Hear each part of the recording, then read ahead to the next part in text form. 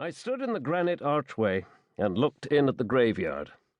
The notice board said Parish Church of St. Brelade, and the place was crammed with headstones and tombs, and here and there a granite cross reared up. There was a winged angel on the far side, I noticed that, and then thunder rumbled on the horizon and rain swept in across the bay. The porter at the hotel had given me an umbrella, and I put it up and ventured in. On Sunday in Boston, I'd never heard of the British Channel Islands off the coast of France or the island of Jersey. Now it was Thursday, and here I was, having travelled halfway round the world to seek the final answer to something that had taken 3 years out of my life. The church was very old and built of granite. I moved toward it through the tombstones, pausing to look out over the bay. The tide was out, and there was a fine sweep of golden sands extending to a concrete seawall, and I could see my hotel. I heard voices, and, turning, saw 2 men in cloth caps, sacks over their shoulders, crouching under a cypress tree by the far wall of the graveyard. They stood up and moved away, laughing together as if at some joke, and I noticed they were carrying spades. They disappeared around the back of the church, and I crossed to the wall. There was a freshly dug grave, covered with a tarpaulin, although the tree gave it some protection from the rain. I don't think I've ever felt so excited.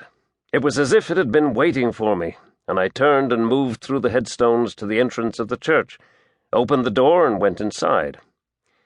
I'd expected a place of darkness and gloom, but the lights were on, and it was really very beautiful, the vaulted ceiling unusual in that it was constructed of granite. No evidence of wooden beams there at all. I walked toward the altar and stood for a moment, looking around me, aware of the quiet. There was the click of a door opening and closing. A man approached. He had white hair and eyes of the palest blue. He wore a black cassock and carried a raincoat over one arm. His voice was dry and very old, and there was a hint of Irish to it when he spoke. "Can I help you?" "Are you the rector?" "Oh, no," he smiled good-humouredly. "They put me out to grass a long time ago. My name is Cullen, Canon Donald Cullen." "You're an American?" "That's right." I shook hands. He had a surprisingly firm grip. "Alan Stacy." "Your first visit to Jersey?" "Yes," I said. "Until a few days ago, I never knew the place existed.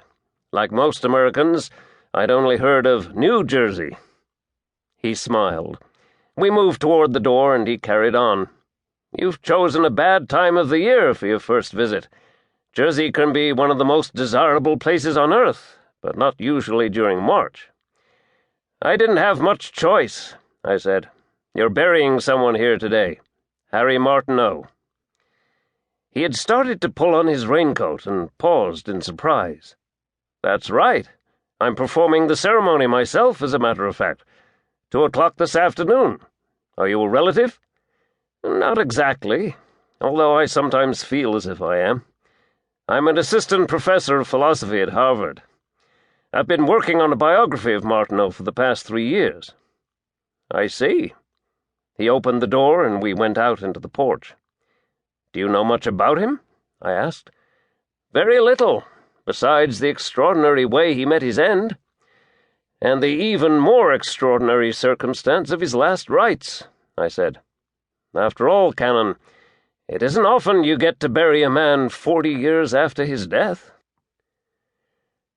The bungalow was at the other end of St. Brelade's Bay, close to l'Horizon Hotel, where I was staying.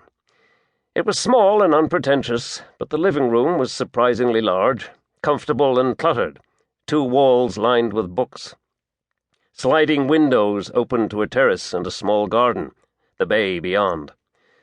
The tide was rushing in, the wind lifting the sea into whitecaps, and rain rattled against the window. My host came in from the kitchen and put a tray on a small table by the fire. "I hope you don't mind tea?" "Tea will be fine." "My wife was the coffee drinker in the family, but she died 3 years ago. I could never abide the stuff myself." He filled my cup and pushed it toward me as I sat down on the other side of the table from him. The silence hung